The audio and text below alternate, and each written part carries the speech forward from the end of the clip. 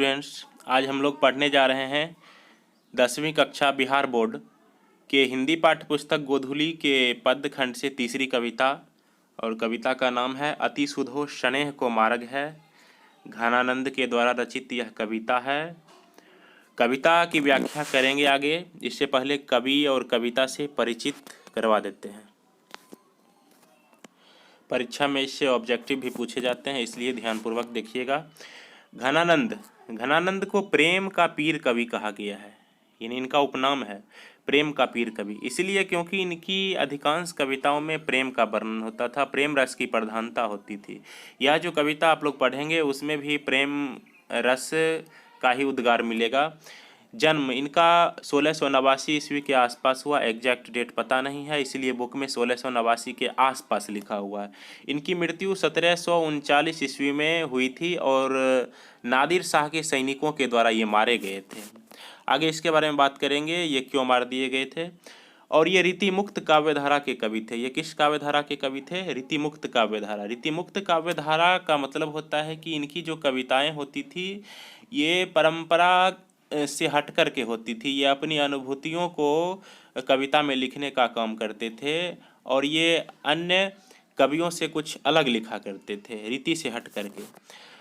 इनका जो पेशा था वो गायक और कवि, यानी कि ये पेशा से गायक थे और कवि थे।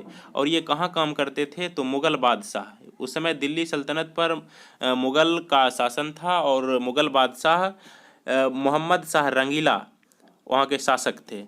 तो उसी के दरबार में ये मीर मुंशी का काम करते थे घनानंद जी। चलिए आगे बढ़ते हैं। सुजान नामक नर्तकी से प्यार, यानी कि जिस दरबार में ये काम करते थे वहाँ पर एक नाचने वाली नर्तकी थी जिसका नाम था सुजान। तो सुजान से इन्हें प्यार हो गया और बाद में इनको प्यार में धोखा मिलता है, इनका दिल टूट जाता है, ये वैरागी बन जाते हैं, सन्यासी बन जाते हैं और दिल्ली से ये हट जाते हैं। दिल्ली से निकल करके ये वृंदावन को प्रस्थान करते हैं और वहीं मारे गए। ये जो मैंने आपको ऊपर बताया 1739 में ये नादिर शाह के सैनिकों के द्वारा मारे गए थे।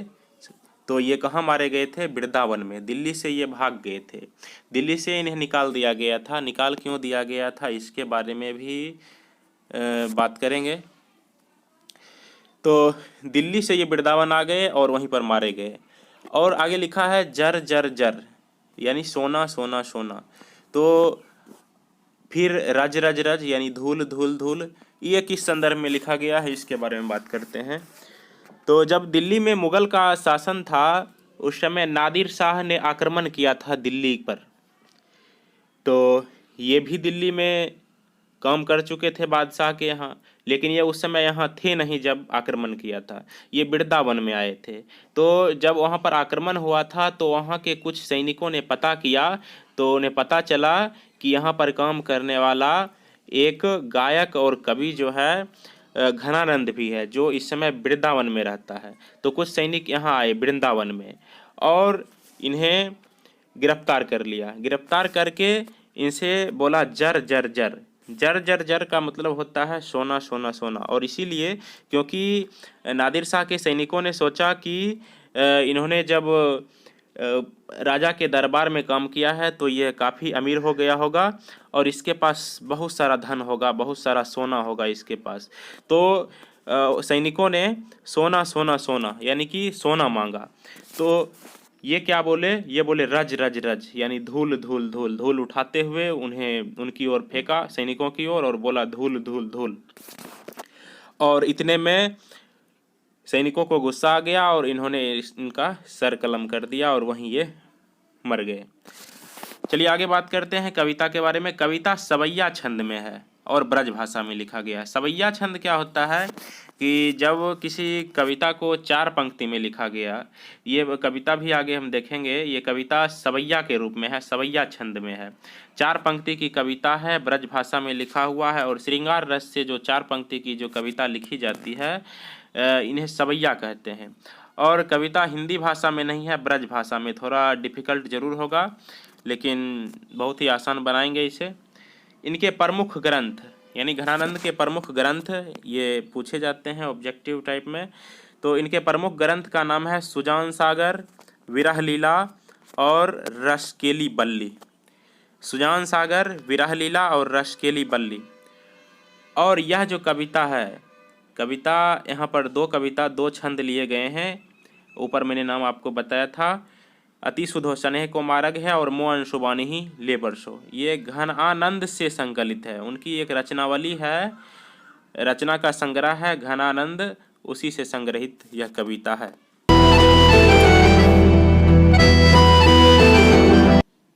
चलिए आगे बात करते हैं कि इन्हें प्यार में धोखा क्यों और कैसे मिला, बैरागी क्यों बने। तो कहा जाता है कि जब ये अच्छे गायक और श्रेष्ठ कवि थे राजा के दरबार में, तो इनके और सभी जो दरबारी थे, इनके साथी थे, ये इनसे ईर्ष्या किया करते थे। एक बार राजा को मन हुआ गाना सुनने का, तो उनके जो भी दरबारी थे उन्होंने कहा कि घनानंद बहुत ही अच्छे गायक थे, उनसे गीत सुनिए आप। लेकिन ये गाना नहीं चाहते थे। तो अन्य सभी दरबारियों ने कहा राजा से कि अच्छा महाराज, ये आपके कहने पर तो गीत नहीं गा रहे हैं, लेकिन इनकी प्रेमिका सुजान है, वे अगर कहेंगे तो ये ज़रूर गा देंगे।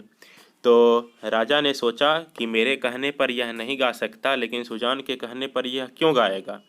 तो लेकिन फिर भी राजा ने सुजान को कहा कि जाकर के तुम कहो घनानंद से कि गीत मुझे सुनाए।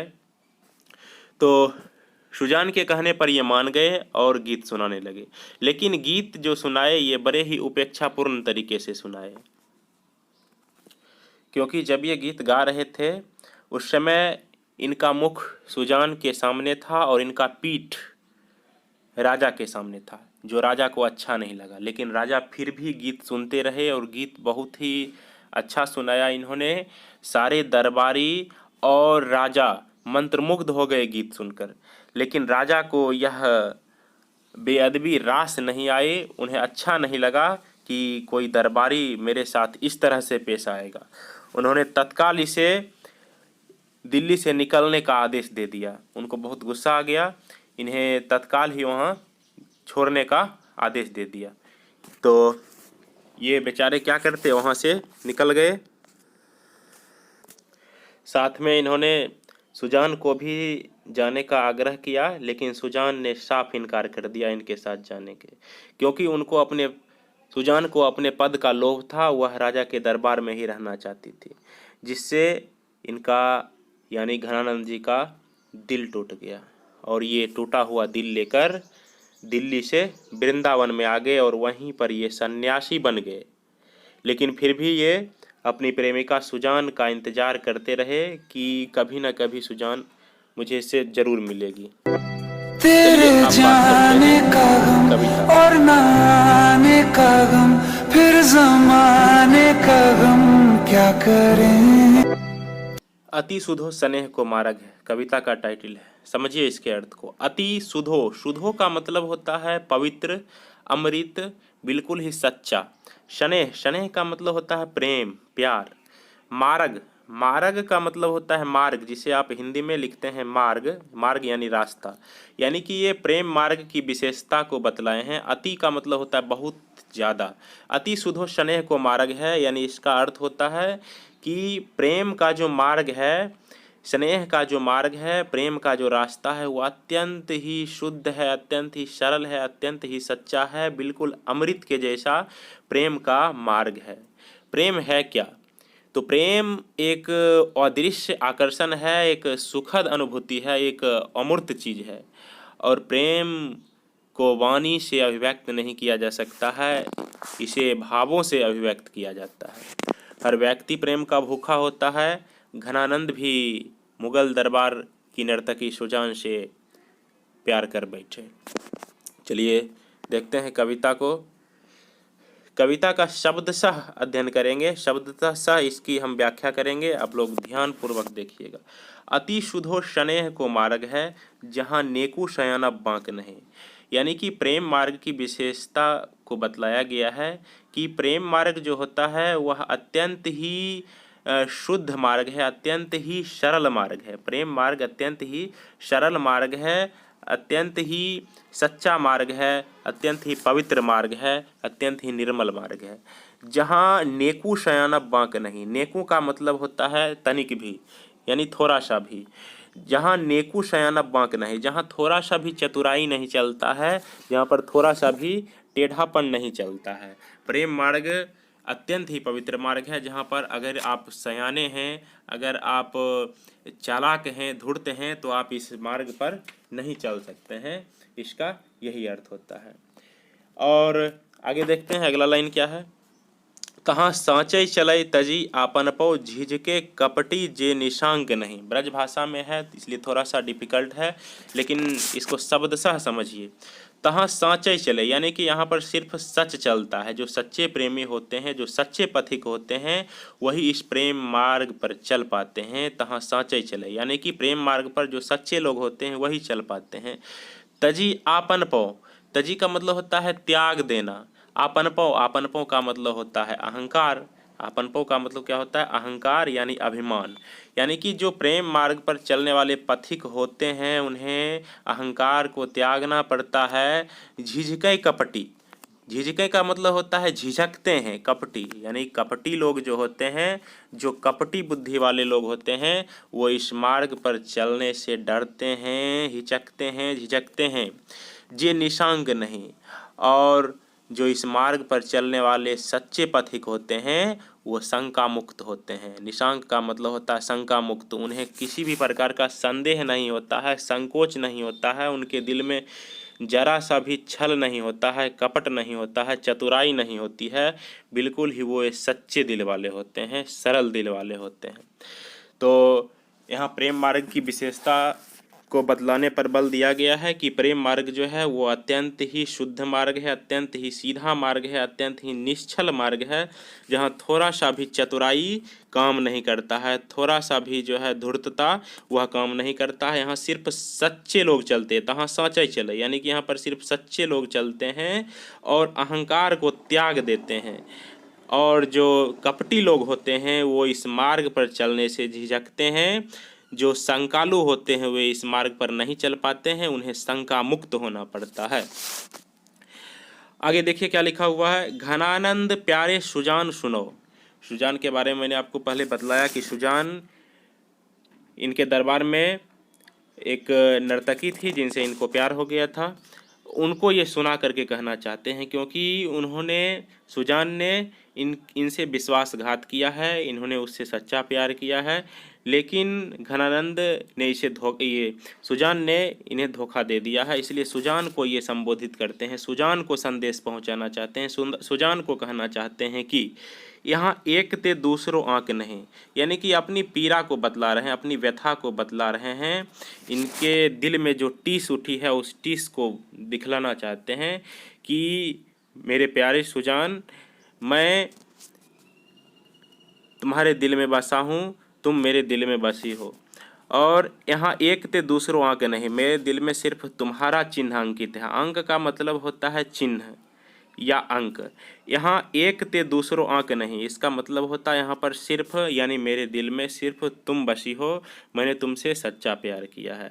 यानी कि इन्हें पूरा विश्वास है कि ये संदेश जब पहुँचाएंगे अपनी प्रेमिका सुजान को तो वह इन्हें दर्शन जरूर देगी। तुम कौन दो पाटी पढ़े हो कहो, मन लेहूँ पे देहूँ छटांक नहीं। यहाँ पर मन, मन का मतलब मैं आपको बतला दूँ, मन का मतलब होता है 40 किलो। जैसे आप लोग बोलते हैं ना 1 मन 2 मन, वही है। मन का मतलब होता है 40 किलो। और वहीं लिखा हुआ है यहाँ छटांक। छटांक का मतलब होता है एक कनवा, छोटा सा हिस्सा होता है ना, 1 किलो का 16वां जो हिस्सा होता है उसको कहा जाता है छटांक। तो यहाँ पर मन का मतलब हो गया बहुत ज़्यादा और छटांक का मतलब हो गया बहुत कम, ऐसा समझिए। तो तुम कौन धो पाटी पढ़े हो कहो, यानी कि ये सुजान को कहना चाहते हैं जिन्होंने इनके साथ बेवफाई की है, उन्हें ये कहना चाहते हैं कि तुमने कौन सी प्रेम रूपी पुस्तक पढ़ी हो, तुमने कौन सी परिपाटी पढ़ रखी हो, कौन सी प्रेम रूपी पुस्तक पढ़ी हो। जिसमें यह लिखा है कि मन लेहूं पे देहूं छटांक नहीं, तुमने मेरा सर्वस्व लिया है, मैंने तुम्हें अपना सर्वस्व प्यार दिया है, सारा प्यार दिया है, पे देहूं छटांक नहीं, लेकिन इसके बदले तुमने मुझे एक छोटा सा प्यार का एक छोटा सा जो कनवा होता है, छोटा सा हिस्सा है, वो भी देना मुनासिब नहीं समझी। ये कैसा प्यार है, यह तो घोर अन्याय है। ऐसा प्यार कौन करता है? तुमने मेरे साथ भावनात्मक अत्याचार किया है। और इस संताप से प्रेमी घनानंद जी चल रहे हैं और प्रेमिका को संदेश पहुंचाना चाहते हैं। इतनी पीड़ा के बावजूद भी ये मस्त हैं, ये आनंद मग्न हैं। इन्हें सुख और दुख में एक समान रहने की आदत है, क्योंकि कहा जाता है कि प्रेम के दो पक्ष होते हैं। प्रेम के दो पक्ष होते हैं, एक होता है संयोग और दूसरा होता है वियोग, एक मिलना और दूसरा बिछड़ना। ये दोनों को एक समान दृष्टि से देखते हैं, दोनों में ये एक समान अनुभूति ये समझते हैं। मैंने शॉर्ट में इसके अर्थ को लिख रखा है, इस अर्थ को देखिए। अति सुधो स्नेह को मार्ग है, जहाँ नेकु शयना बांक नहीं।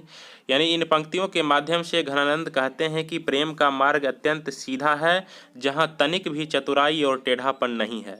इस रास्ते पर सच्चे लोग अपने अभिमान को त्याग कर चलते हैं, लेकिन कपटी लोग इस रास्ते पर चलने में झिझकते हैं। वे इस रास्ते पर निर्भय होकर नहीं चल पाते हैं। फिर घनानंद कहते हैं कि हे सुजान, इसके अलावे कोई दूसरा चिन्ह नहीं है। गोपियाँ की उलाहना करते हुए कहती है कि हे कृष्ण, प्रेम का मार्ग तो सीधा है, फिर आपने कौन सा पाठ पढ़ा है कि आप मन भर लेते हो, यानी कि मन भर इन्होंने प्यार लिया है, लेकिन छटांक, छटांक का मतलब तनिक भी नहीं देते हो। यहाँ पर लला लिखा हुआ है, लेकिन आपकी किताब में लला नहीं लिखा हुआ है, तो यहाँ आपको कृष्ण का नाम नहीं लेना है। इन्होंने सीधा ये घनानंद जी सुजान को कहना चाहते हैं। इनके अनुसार प्रेम में मस्ती, प्रेम में दर्द, प्रेम में विरह, प्रेम में वियोग सब कुछ है, और सब में ये समान अनुभूति करते हैं। इनकी प्रेमिका भले ही कठोर निकली, विश्वासघाती निकली, लेकिन फिर भी ये अपने प्रेम मार्ग पर धीर की तरह, ये धीर पथिक की तरह ये डटे रहे, क्योंकि इन्होंने अपनी आत्मा में सुजान को परमात्मा की तरह बसा रखे हैं। चलिए आगे देखते हैं। इनकी एक दूसरी कविता है, दूसरा छंद है। चलते हैं दूसरे छंद पर। दूसरा सवैया छंद है, मोह अंशुवानी ही ले बरसो। मोह अंशुवानी ही ले बरसो, यानी कि ये जो छंद है ये उस समय लिखते हैं जब इनका दिल टूट जाता है और इन्हें अब लगने लगता है कि अब इनकी प्रेमिका इन्हें दर्शन देने वाली नहीं है। इनके साथ बहुत बड़ा धोखा होता है, विश्वासघात होता है। तो ये मोह अंशुवान ही ले बरसो, इसका मतलब होता है मोह अंशुवान ही ले बरसो, यानी मेरे आंसुओं को लेकर के बरस जाओ। और यह जो छंद है ये बादल को संबोधित है। किसे संबोधित है? ये बादल को। बादल, यहाँ पर्जन्य लिखा हुआ, पर्जन्य का मतलब होता है बादल। ये बादल से विनती करते हैं, ये बादल से दया की भीख मांगते हैं और बादल से कहते हैं कि हे बादल, तुम सुजान के आंगन में जाकर के मेरे इस बिछड़ने का जो आंसू है उस आंसू की वर्षा करवा दो। देखते हैं इसको शब्दशः समझते हैं। पर काज ही देह को धारी फिरो, ये बादल को संबोधित करते हैं। पर काज ही देह को धारी फिरो, पर काज ही का मतलब होता है दूसरों के काम के लिए, पर काज मतलब दूसरे का काम। देह को धारी फिरो यानी कि तुम्हारा पूरा शरीर जो है वो दूसरों के काम के लिए है, दूसरों के उपकार के लिए है। परजन्य जथारथ है दर्शो, परजन्य का मतलब बादल, यानी बादल को संबोधित करते हैं कि तुम्हारा शरीर जो है वो दूसरों के उपकार के लिए है, दूसरों के काम के लिए है। जथारथ है दर्शो, तुम अपनी यथार्थता दर्शाओ, अपनी वास्तविकता दर्शाओ, अपने वास्तविक रूप में आओ। निधि नीर सुधा के समान करो, तुम जो अपना सुधा के समान, अमृत के समान जो नीर बरसाते हो, नीर का मतलब होता है जल, तुम अमृत के समान जो जल बरसाते हो जिससे पृथ्वी पर के सारे जीव का कल्याण होता है। सभी गर्मी से, जो गर्मी की तपिश से जो व्याकुल रहते हैं उन्हें शीतलता प्रदान होती है। सबही विधि सज्जनता सरसों, तुम मेरे सज्जनता की, मेरे विश्वास की, मेरे प्रेम की बारिश एक बार सुजान के आंगन में कर दो। घनानंद जीवनदायक हो, यानी कि उन्होंने बादल को कहा है कि तुम जीवनदायक हो। ये बादल तो सचमुच जीवनदायक होते हैं। ये किसानों की पीड़ा को समझते हैं, उनके दुख को समझते हैं और खेत में बारिश करवाते हैं जिससे उनका कल्याण होता है। तो ये जीवनदायक हैं। तो बादल को कहा है कि बादल तुम जीवनदायक हो, कुछ मेरियों पीर ही परसो, कुछ मेरे दर्द को भी तो स्पर्श करो, मेरे दिल को भी तो स्पर्श करो कि मेरे दिल में क्या है। कबहूँ वा बिशासी सुजान के आंगन मुआ शुबानी ही ले बरसो। और जब तुम्हें स्पर्श करने पर, मुझे स्पर्श करने पर, मेरे प्रेम को टटोलने पर जब तुम्हें विश्वास हो जाए तो सुजान के आंगन मुआ शुबानी ही ले बरसो, तुम जाओ और मेरे इस विरह वेदना भरे जो डबडबाते हुए आंसू हैं, इसे सुजान के आंगन में जाकर के बरस जाओ, बरसा दो, जिससे उसे पता चले कि आज भी सुजान के जो प्रेमी हैं वो उनकी बाट जोह रहा है, उनका इंतजार कर रहा है। इसका अर्थ मैंने यहाँ दे रखा है, समझिए। इन पंक्तियों के माध्यम से घनानंद मेघ को संबोधित यानी बादल को संबोधित करते हुए कहते हैं कि हे परजन्य यानी बादल, तुम दूसरों की भलाई के लिए देह धारण करते हो, तुम अपने यथार्थ को दर्शाओ। हे मेघ, तुम अपनी सज्जनता का परिचय दो तथा अपने जल रूपी खजाने को अमृत के तुल्य कर दो। हे मेघ, तुम जीवनदायक हो, मेरे हृदय की पीड़ा को समझो तथा मेरे आंसुओं को उस विश्वासी सुजान के घर बरसाओ ताकि वे मेरी पीड़ा को समझ सके। इनके साथ इतने विश्वासघात के बावजूद भी ये अपने प्रेम मार्ग पर डटे रहे और दुख और पीड़ा को ये झेलते रहे, निराश नहीं हुए, बल्कि और भी उत्साह से ये प्रेम पथ पर आगे बढ़ते रहे, क्योंकि इन्हें पता है कि प्रेम में मस्ती है तो प्रेम में दर्द भी है, प्रेम में विरह भी है, प्रेम में वियोग भी है। और प्रेम आग का दरिया है और प्रेम एक नदी है जिस पर नाव नहीं चला करते हैं, इसे तैर कर पार करना पड़ता है। इनके दिल में जो दर्द है, इनके हृदय में जो संताप है, वह पंक्ति पंक्ति में झलक रहा है। ये अपने भाग्य को कोस रहे हैं और सुजान के व्यवहार से व्याकुल होकर के ये बादल से गिड़गिड़ाता हुआ दया की भीख मांग रहे हैं, दया की याचना कर रहे हैं। और ये सुजान को संदेश देना चाह रहे हैं कि तुमने जो मुझे भुला दिया है, निर्दयता पर जो उतर आए हो, उपेक्षा के कांटों से मुझे छेद दिया है, बताओ मैं इस असहनीय दर्द को कैसे भूल जाऊं।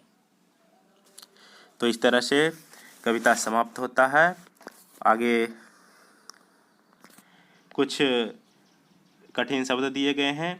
नेकू का मतलब होता है तनिक भी, शयनप मतलब चतुराई, बांक का मतलब टेढ़ापन, आपनपो मतलब अहंकार, झुझुके मतलब झिझकते हैं, निशांक का मतलब शंका मुक्त, अंक का मतलब अंक या चिन्ह, पर्जन्य का मतलब होता है बादल, सरसों का मतलब होता है रस बरसाओ, परसों का मतलब होता है स्पर्श करो, विशासी का मतलब विश्वासी, मन का मतलब माप तौल का एक पैमाना यानी 40 किलो, और छटांक माप तौल का एक छोटा सा पैमाना।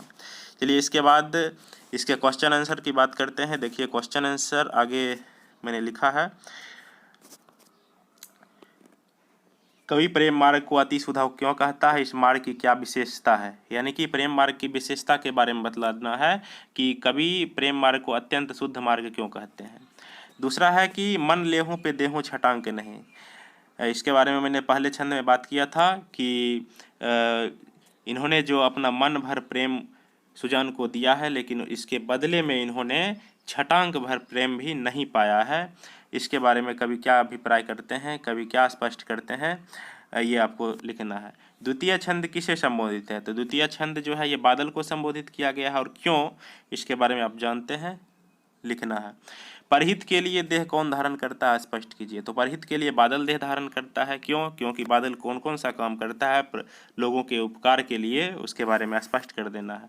कवि कहाँ अपने आंसुओं को पहुंचाना चाहता है और क्यों, तो कवि अपने आंसुओं को सुजान के आंगन में पहुंचाना चाहता है, और क्यों, क्योंकि ये सुजान का इंतजार कर रहा है। इन्हें विश्वास है कि सुजान एक ना एक दिन अपना दर्शन जरूर देगी। व्याख्या करना है, यहाँ एक थे दूसरों आंक नहीं, और दूसरा है कुछ मेरियों पीर ही परसों।